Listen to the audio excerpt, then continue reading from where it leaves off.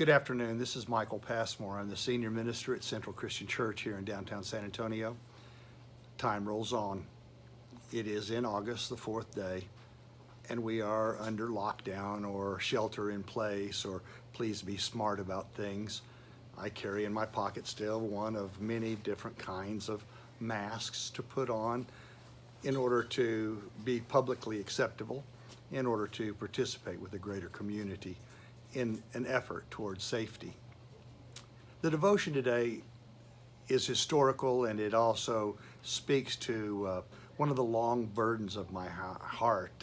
It is Jesus' call on life for us to love our enemies and pray for those who would despitefully use us, the willingness to turn the other cheek. At the same time, recognizing that often what is necessary for evil to have its way is for good people to do nothing.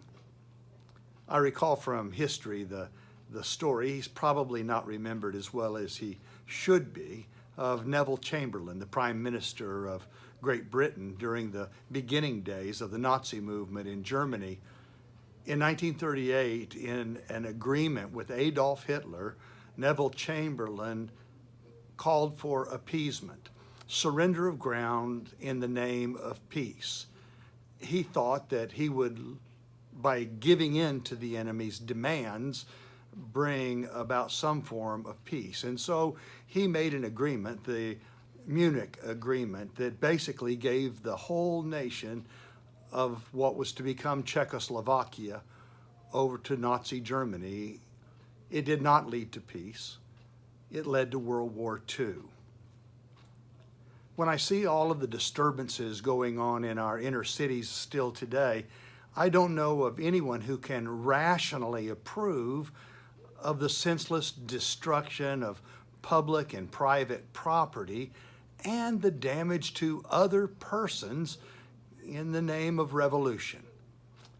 Mob justice. The anarchists have made long lists now of demands. It is not good what happened May 25th to George Floyd. It isn't right. It wasn't just. It wasn't fair.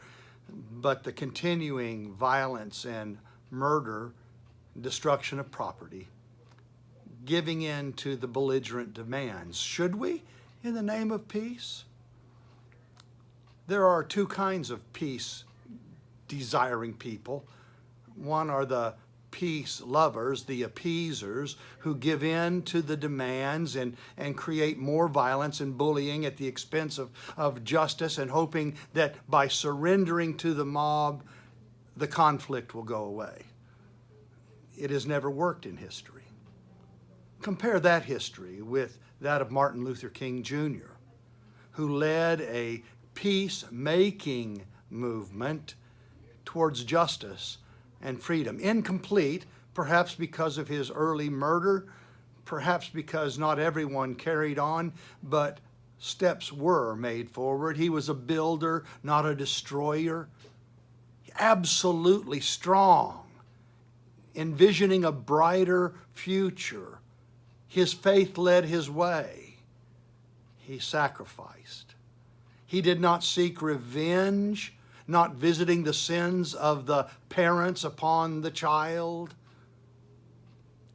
The difference in faith, both men of faith, one was a peace lover and appeaser, the other a peacemaker.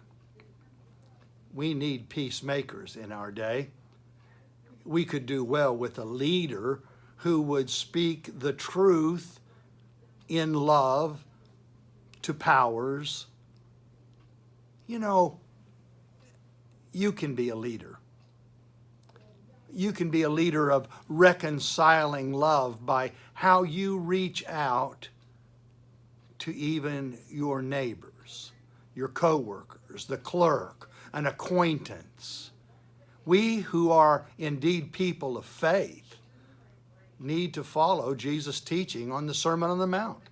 Blessed are the peacemakers, for they will be called children of God.